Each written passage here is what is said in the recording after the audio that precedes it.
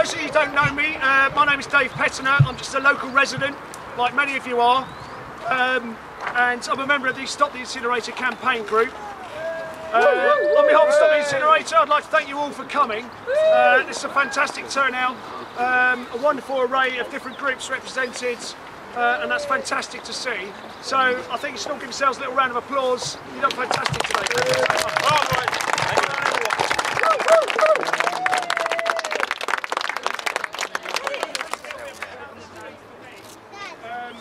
From the very beginning, about 4 or 5 years ago, when we first heard about the South London Waste Plan, we've been saying we don't want an incinerator. Not that you're allowed to call it an incinerator. For many years you could call it anything but. And it was only this year that Viridor actually came out and said that their technology neutral energy recovery facility is indeed an incinerator by any other name. We've been lied to, misled and manipulated throughout the whole process. Firstly, being asked to take part in a sham consultation where they wouldn't tell us what was going to be built or where, and when we did raise concerns they were ignored. My local Conservative councillors made an election promise that they would oppose an incinerator. And now apparently they are now saying they oppose old-fashioned style incinerators. We don't have any consistent or reliable information from the people that are promoting the incinerator. When we raised concerns about the traffic, they said there wouldn't be any more, and now they say there is. Viridor's answer to increased traffic is to build an access road 50 metres from the existing one. When we asked them how that would help, they said we don't know. 1 week Viridor told us the chimney would be 100 metres high. Literally 1 week later, it was 88 metres high. This march is to show our elected representatives that we are against the incinerator, but also to let other people know about it. I only heard about the incinerator through word of mouth. If this is such a good idea, why isn't everyone being told about it? Last year, London had the highest pollution level since 2003. It makes no sense to add to that pollution. It makes no sense to burn 275,000 tonnes of rubbish a year next to one of the most populated boroughs in London. It makes no sense to build it on a road that is already so polluted it's in an air quality management area. And the council's answer to this? Hide the pollution from the air sensors by gluing it to the road. It makes no sense to build an incinerator on a piece of land that is due to become a country park. It makes no sense to build an incinerator when one isn't even needed at all. To run the incinerator, to make it economically viable, they have to run it at a maximum capacity of 275,000 tonnes a year. There already is not enough rubbish to go in there, which means Viridor will have to import rubbish from elsewhere. Even if we get our rubbish sorted out, we'll be having to deal with other people's rubbish for the next 25 to 30 years. It makes no sense that the council went for Viridor purely because they're a cheaper bid. It may save the council some money in landfill tax in the short term, but in the long term, we will be the ones paying for the health costs and repairs to the road infrastructure. That will come out of our pockets. It makes no sense to build an incinerator that will use nearly 1 million litres of water a week, when in the southeast water is becoming an increasingly rare resource. I guarantee that when we have a hosepipe ban and water rationing, the incinerator will still get its water. In a recession, it makes no sense to build something that has a negative impact on the housing market and provides fewer jobs than recycling and reuse. Burning rubbish results in toxic emissions and hazardous waste. These are facts that no one denies. But what Viridor and the people that support the incinerator refute is that we should be worried about that at all. Viridor's reassurance to people living close to the incinerator is that the chimney is designed to disperse the toxic emissions over a wide area.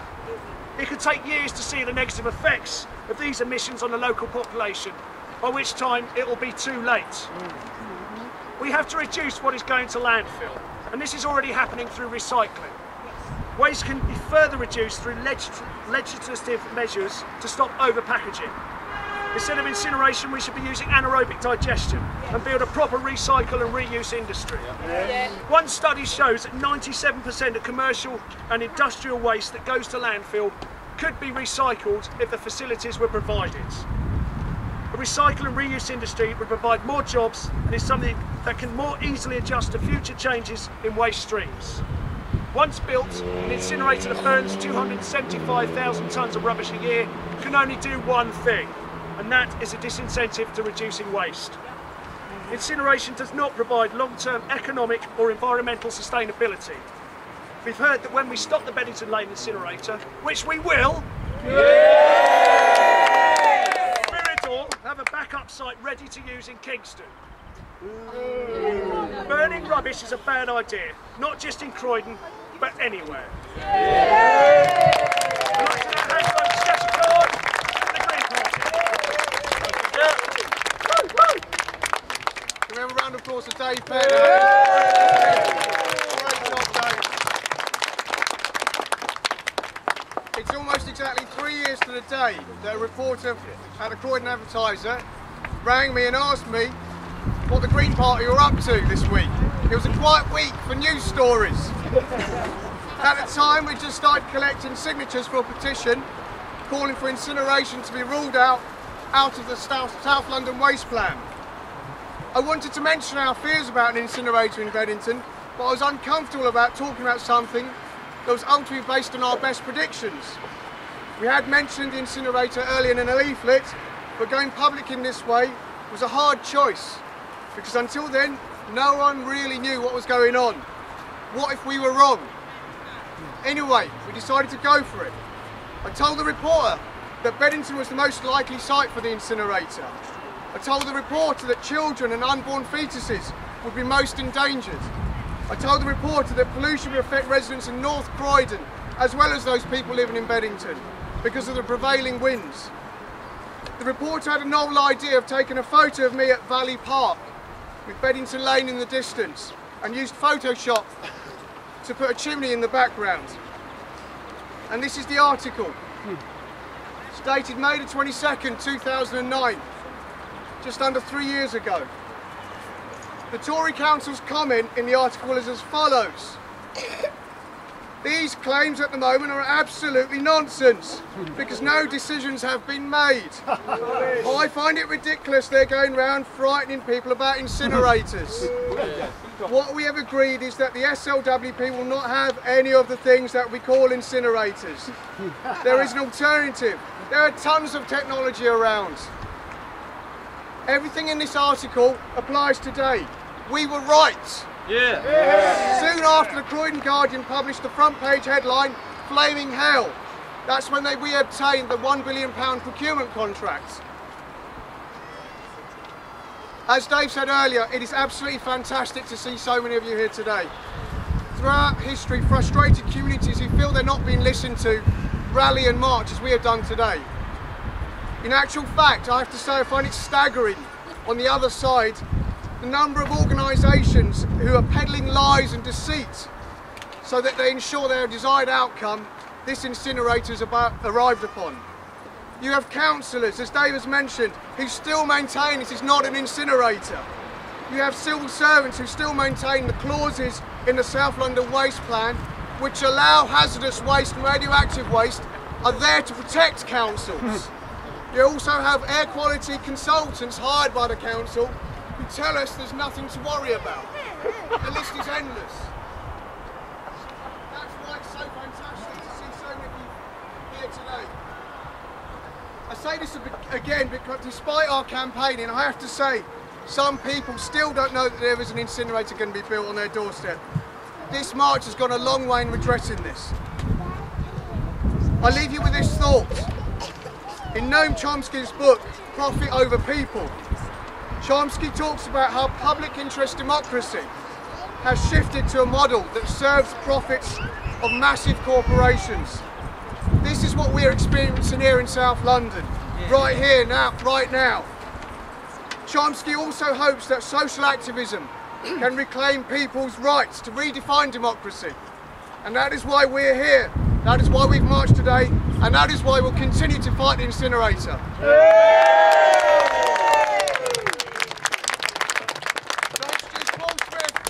Councillor, Shadow Environment Spokesperson.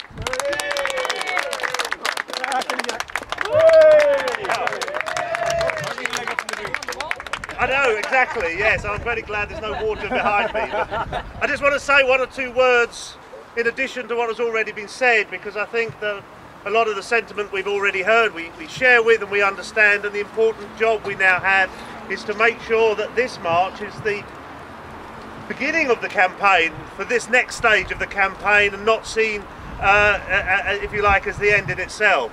There are important things coming up with the planning application, etc.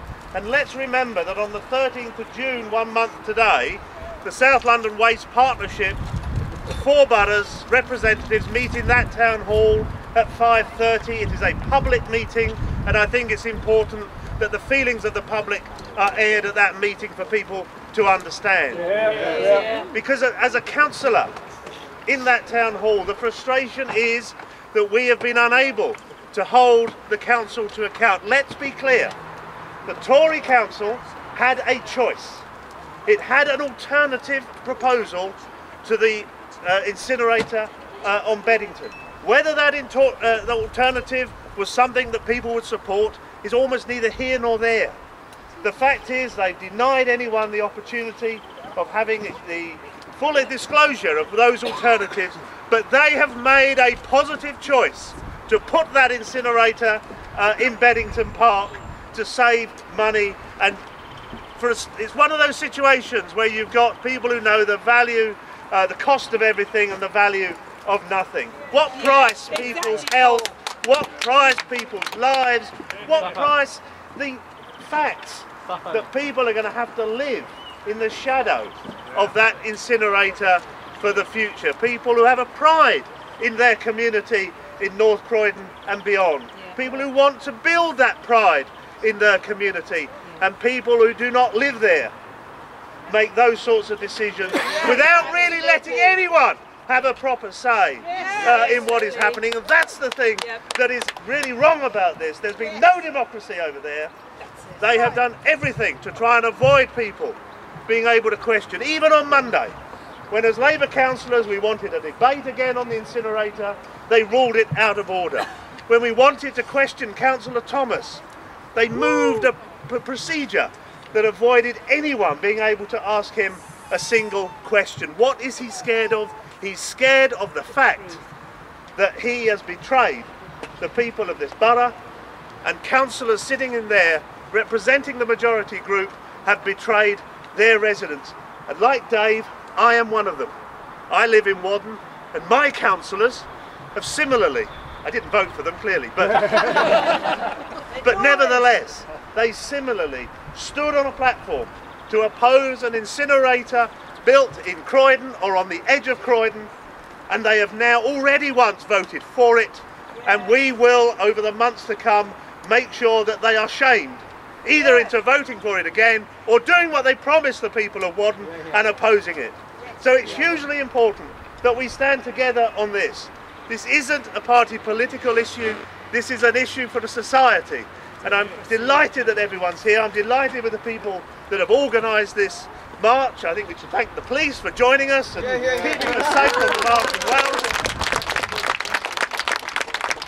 If only they weren't working, I'm sure they'd be joining us with a banner too. But we thank them very much. But now we have a task to follow on from this, to make sure that we share with our neighbours the issues that are happening, and we take this campaign forward. And I thank you very much for joining us and listening to these words. Thank you.